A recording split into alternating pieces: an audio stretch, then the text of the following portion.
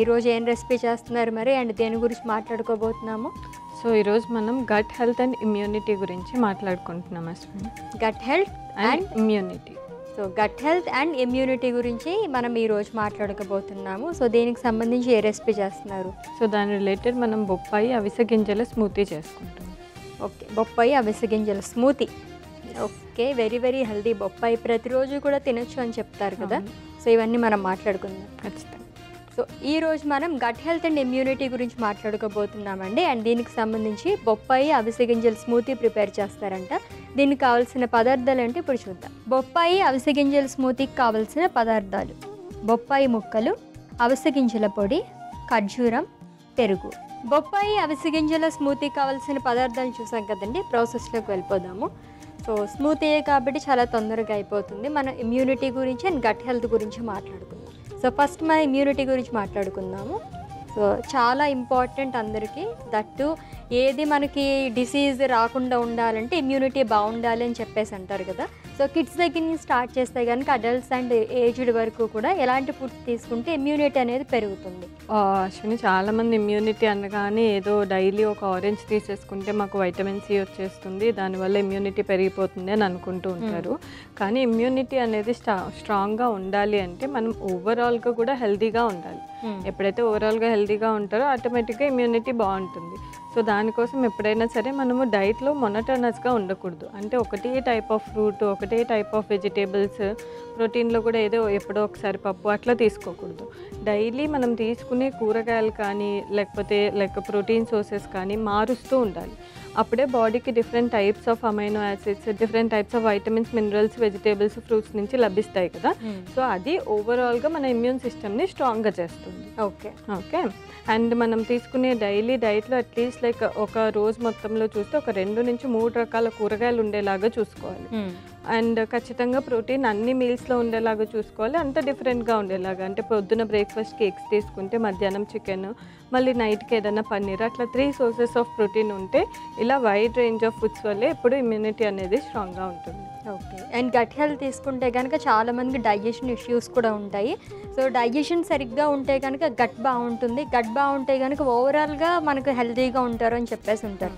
ఎలాంటి ఫుడ్స్ తీసుకుంటే మన గట్ క్లీన్గా అనేది ఉంటుంది? సో గట్ అనేది బేసికల్గా మేము చెప్పేదైతే గట్ ఈస్ ఆ సెకండ్ బ్రెయిన్ అని చెప్పేసి అంటాం. బికాజ్ అంత ఇంపార్టెంట్ గట్ అనేది. సో గట్ అనేది హెల్తీగా ఉండాలి అంటే ఫస్ట్ మనము most of the foods unhealthy అయిపోతున్నాయి ఇప్పుడు. అంటే సో మనం తీసుకునే బ్రేక్ఫాస్ట్ ఐటెంలో కూడా చాలా డీప్ ఫ్రైడ్ ఫుడ్స్ అనేవి తీసుకుంటూ ఉన్నారు. అండ్ ఎక్కువగా షుగర్స్ ఇంక్లూడ్ చేసుకుంటున్నారు డ్రింక్స్ ఫామ్లో కానీ, లేకపోతే టీ కాఫీస్లో ఎక్కువ షుగర్ వేసేసుకొని తీసుకోవడము. సో ఇవేంటి అంటే మన గట్ హెల్త్ని పాడు చేస్తాయి అన్నమాట. ఈ deep fried foods, sugary foods, processed packaged foods. And కొంతమందికి తెలియకుండా, అంటే గట్ ఒక్కొక్కరిది ఒక్కొక్కలాగా ఉంటుంది కదా. సో మనకి ఏది పడుతుందో అనేది మనకు టైలర్డ్ ఉంటుంది. అంతేగాని ఇది హెల్దీ అంటే మనకు పడాలని అయితే రూల్ లేదు. సో డైరీ పడుతుందా లేదా, గ్లూటెన్ అంటే వీట్ ప్రోడక్ట్స్ పడుతుందా లేదా, ఇది చూసుకొని మన బాడీకి సెట్ అయ్యే డైట్ని మనం తీసుకుంటే అప్పుడు మన గట్ హెల్త్ కూడా బాగుంటుంది. ఓకే. అండ్ ఎక్కువగా కొంచెం ఫర్మెంటెడ్ ఫుడ్స్ ఉంటాయి కదా మన గట్లో. బేసికల్గా గుడ్ అండ్ బ్యాడ్ బ్యాక్టీరియా ఉంటుంది. సో ఎప్పుడైతే గుడ్ బ్యాక్టీరియాని మనం మెయింటైన్ చేస్తామో అది అంత ఈజీగా మెయింటైన్ అవ్వదు. ఒక పర్సన్ ఒక 1 వీక్లో కంటిన్యూస్గా యాంటాసిడ్స్ తీసుకుంటున్నాడు, అసిడిటీ ఎక్కువ ఉందని, అప్పుడు గుడ్ బ్యాక్టీరియా మొత్తం ఫ్లష్ అవుట్ అయిపోతుంది. ఓకే. సో అంత ఎఫెక్ట్ ఉంటుంది మనం తీసుకునే మెడికేషన్స్కి కూడా. సో అలా మనం తీసుకునే మెడికేషన్ కానీ మనం తీసుకునే ఫుడ్లో కానీ ఏదైనా మన బ్యాక్టీరియాని డిస్టర్బ్ చేస్తుందా కొంచెం కాషియస్గా తీసుకుంటూ ఉంటే బెటర్. దీన్ని పెంచుకోవాలంటే మనం ఫర్మెంటెడ్ ఫుడ్స్ కానీ, కర్డ్ కానీ ఇలాంటివి ఇంక్లూడ్ చేసుకుంటే మన good bacteria maintain. Okay. So prepare చేసుకుందామా స్మూతీ? సో ఫస్ట్ మనము బొప్పాయి పండు అండ్ ఖర్జూరాలు మిక్సీ పట్టేస్తాం. ఖర్జూర ముక్కలు వేస్తున్నాం. ఓకే. నెక్స్ట్ బొప్పాయి పండు ముక్కలు కూడా వేస్తున్నాం. కొంచెం వాటర్ వేసి మిక్సీ పడుతుంది.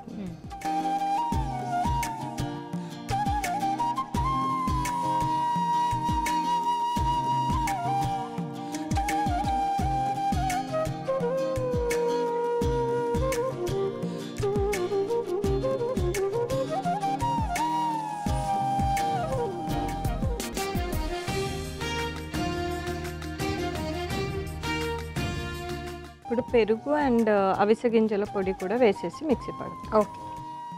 ఫస్ట్ పెరుగు వేసుకుంటున్నాము. ఓకే.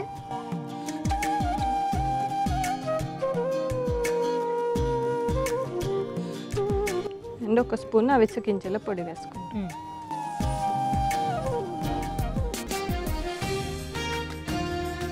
కొద్దిగా వాటర్. ఓకే. దీన్ని మొత్తం మిక్సీ పట్టేస్తుంది.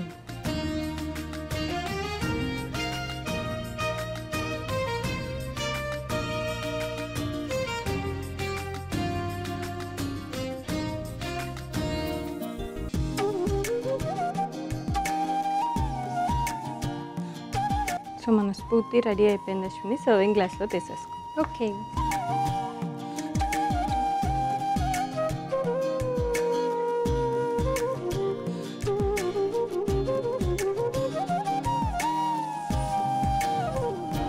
సో అలేఖ్య గారు, యాపిల్ ఎంత మంచిదో బొప్పాయి కూడా అంతే మంచిదని రీసెంట్ టైమ్స్లో చాలామంది ప్రతిరోజు తీసుకుంటున్నారు. అందరికీ సజెస్టబుల్లేనా అండి? సో అశ్విని, ఇందాకే మనం చెప్పుకున్నట్లు ఏ ఫ్రూట్ డైలీ తీసుకోమని అయితే మేము రికమెండ్ చేయం. ఖచ్చితంగా మారుస్తూ తీసుకోమనే చెప్తాం.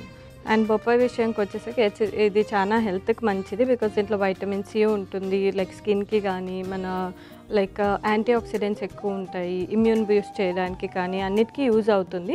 బట్ ఇన్ రొటేషన్లోనే తీసుకోమని సజెస్ట్ చేస్తాం. అవునా? డైలీ కూడా తీసుకోకూడదు, మనం చేంజ్ చేస్తూ ఉండాలి. డైలీ ఫ్రూట్ ఉండాలి, బట్ డైలీ ఒకటే ఫ్రూట్ అనేది వద్దు. చేంజ్ చేస్తూ తీసుకోవాలి.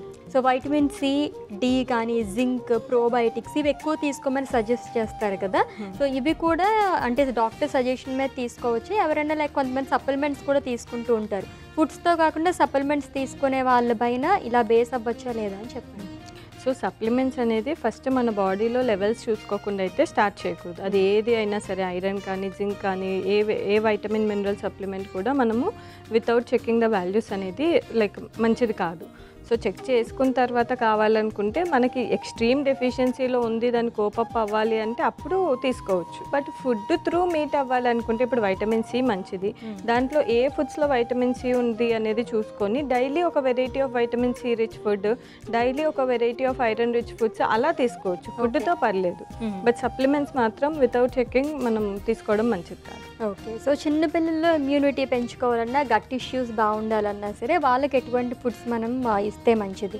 సో వాళ్ళ డైట్లో most of the people already పెడుతున్నారు. పెరుగు కానీ ఇండియన్ ఫర్మెంటెడ్ ఫుడ్స్ ఉంటాయి కదా, అవి ఇంక్లూడ్ చేసుకునేలాగా చూసుకోవాలి.